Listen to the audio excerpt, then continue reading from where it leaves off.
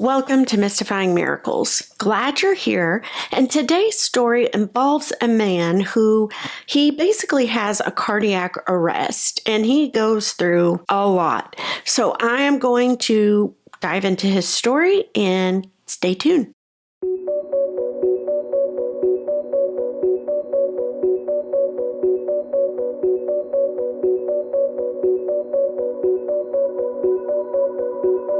It was on February 14th in 2011 when the Buchanan family had just sat down to dinner. It was a Monday night.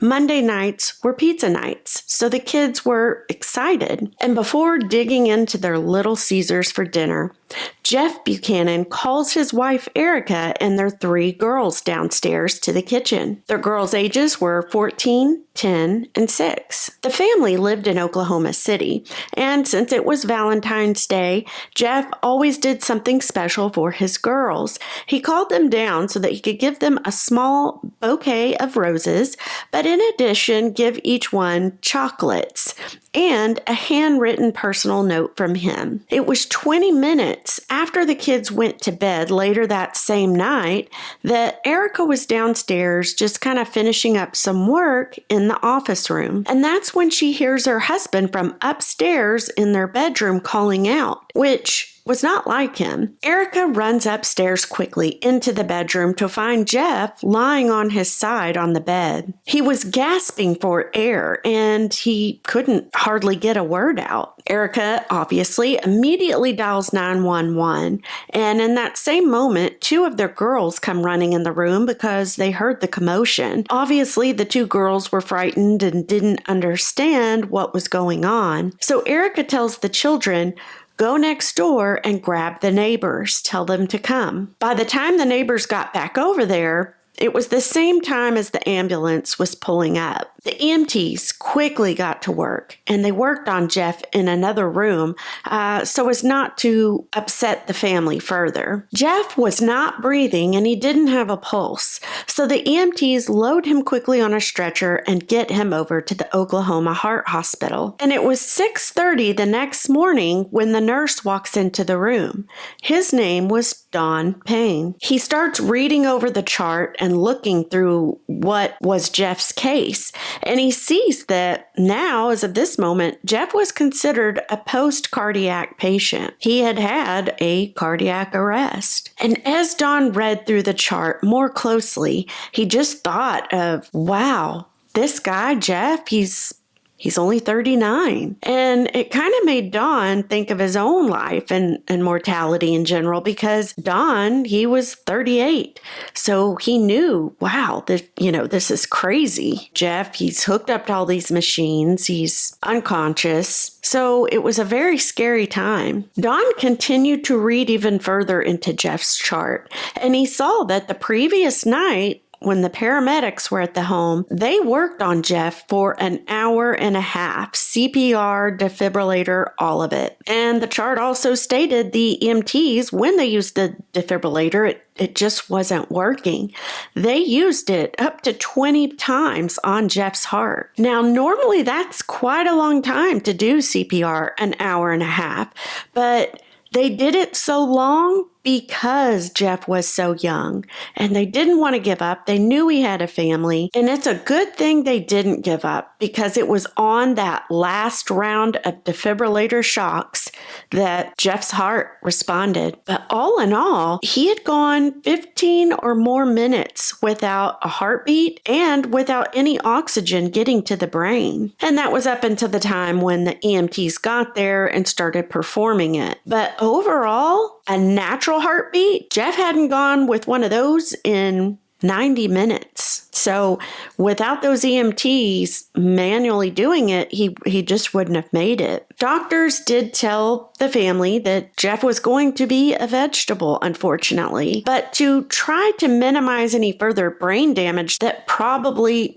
already occurred, they had to do something what was called the big chill. And so it was a 3-day process where they would have to decrease Jeff's body temperature to about 91 degrees Fahrenheit. During that time, Jeff would be put into a medically induced coma. And it was 6 a.m. the next morning, which was a Tuesday, and Jeff, of course, he's still hooked up to everything, and he was on over 18 different IV medications. The doctors informed Erica that morning that Jeff's kidneys and his liver had already completely stopped. Meantime, friends continued to fill that room, and they filled it with prayer. Doctors then told Erica he's not going to make it. Erica decided to do something unique, though, which I found very intriguing. Each time the doctors would come into the room, and of course, each time they did, it was usually always something that was it was just bad news. She would ask that doctor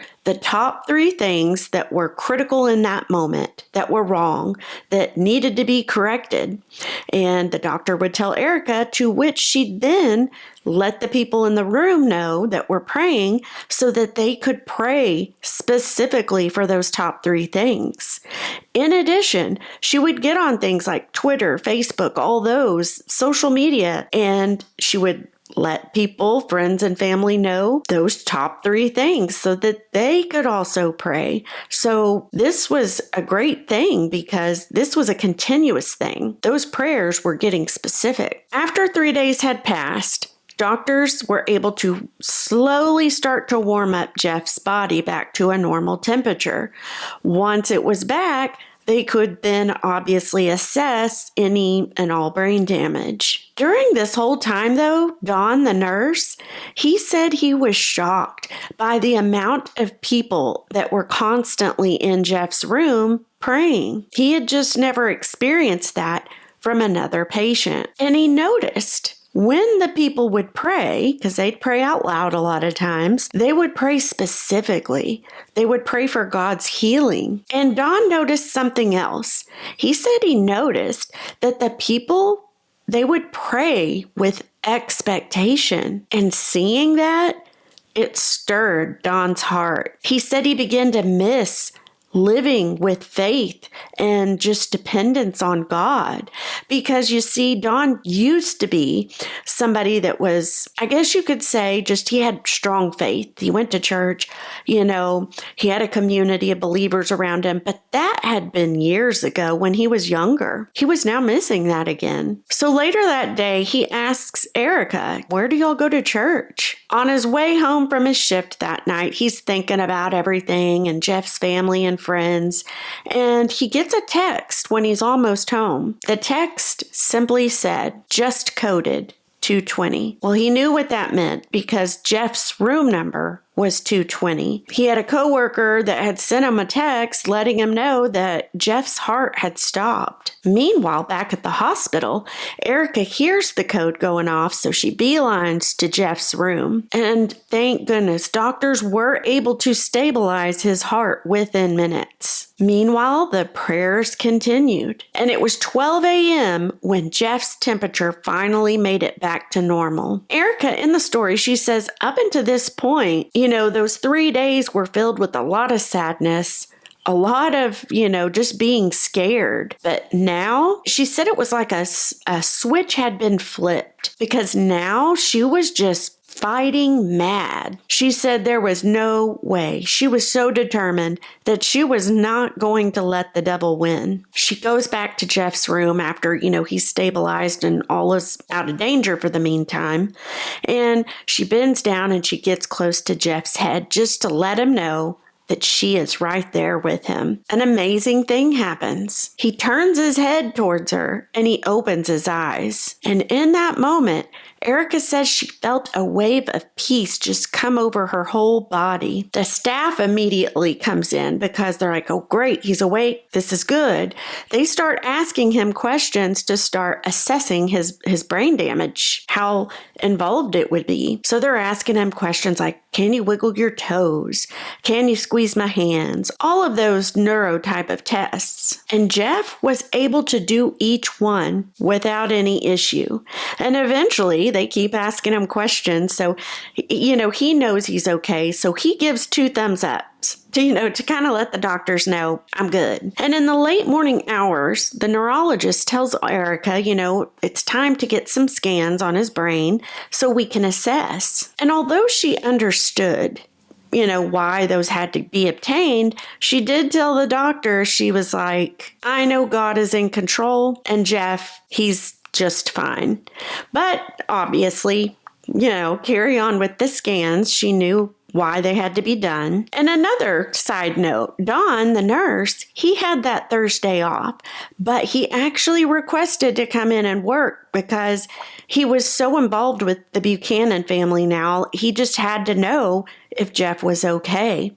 So he comes into work, and he would actually have to be the one to help manually pump air into Jeff's lungs because for the scans, he would have to be taken off the ventilator. However, something shocking happens. When he's taken off the ventilator and Don's all ready to begin pumping the air, he didn't have to because Jeff was breathing on his own just fine, which was very shocking to Don. He'd never seen something like this out of a patient in a similar situation. The scans come back normal, no brain damage. And by Saturday, Jeff was sitting up in a chair eating Jell-O and ice chips. 2 weeks after that, he goes home. He was sent home with a pacemaker and a defibrillator, obviously, for emergencies and help with his heart. He also had to be put on a supplement daily because of the issues with his kidneys and liver. His kidneys could no longer process magnesium, so he was sent home with that as well. And all throughout this time, Erica continued to give updates on social media, letting everybody know the great news. They both say, Jeff and Erica, that his miraculous recovery and just story in general, it helped to revitalize so many people's faith. And their community in general that had been praying and watching, the updates, they were excited. Many of them were like, when they heard the good news and his recovery and no brain damage, they were like, wow, I helped pray for that. And God answered those prayers. Over time, Jeff's family, they began to see what God was doing for others through Jeff's experience. And guess what? Nurse Don, he became a regular at the Buchanan's church. And not only that, he became really close friends with the couple. And Nurse Don, he says, quote, God still does miracles. And that Jeff's not the only one whose life got a jump start. What an incredible story. One you don't hear too often in regards to cardiac arrest patients. Let me know your thoughts on the story, guys. I just want to say thank you for watching. I really appreciate you, and I hope you have a great rest of your week. God bless, and I'll see you for the next story.